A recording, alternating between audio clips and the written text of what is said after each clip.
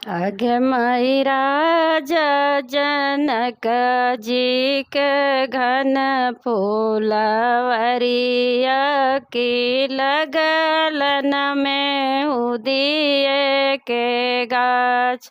आगे मई राजा जनक जी के घन फूलवरिया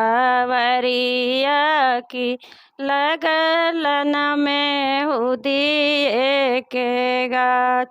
आगे माई वही रे में उदिय सीत है लगलन हिंदोला वाकी राम जी से करथिन जवाब।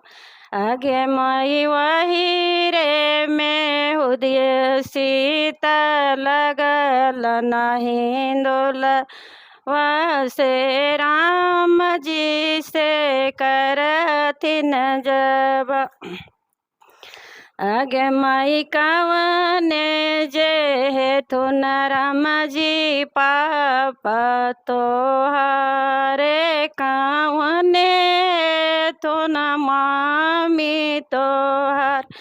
आगे मई कवने जो है तो राम जी पापा तो हारे कवने है तो न मामी तो हार।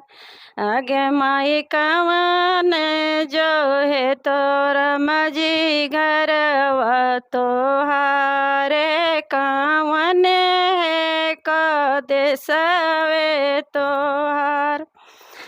आहे सीतया जो दिया है कै सीता देश हमारे य जो दिया जे है को हमर घर।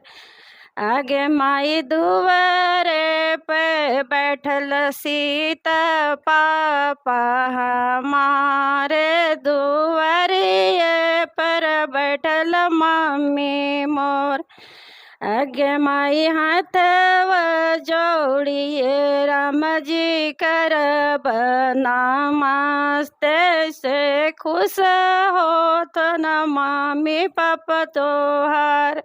आगे माई हाथव जोड़िए राम जी कर नमस्ते के खुश हो तो न मम्मी पापा तोहार।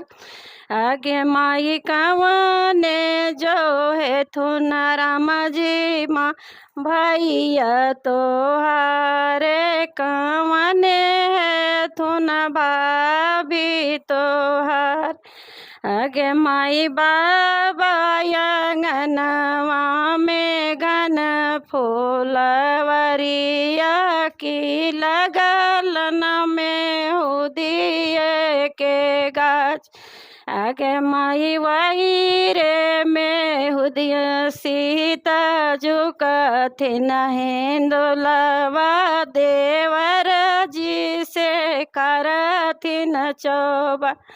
आगे मई वही रे हिंदोलवा सीता झुकथिन हिंदोलवा देवर जी से करथिन चोबा।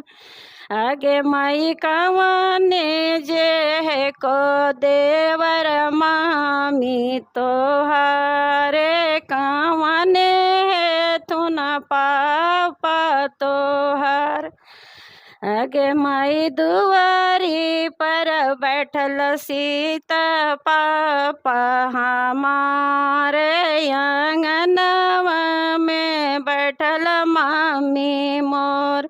आगे माई सिरवा झुकाए सीता कर परे नाम से लिहो नाउन को आशीष।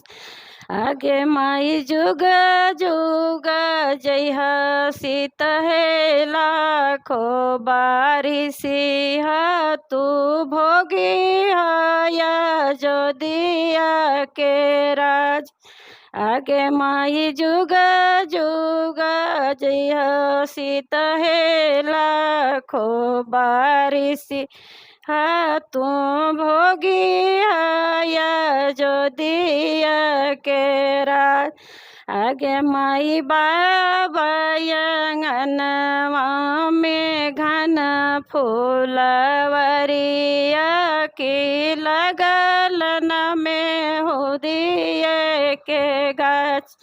आगे माई वही रे में हो दिया सीता लगल नहीं दोला वासे राम जी से करथिन चौबर।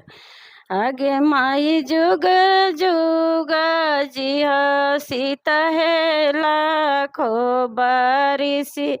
हा तू भोगी है या अयोध्या के राज। आगे माई जुग जुग जय सीता है लाखों बारिशी। हा तू भोगी है या अयोध्या के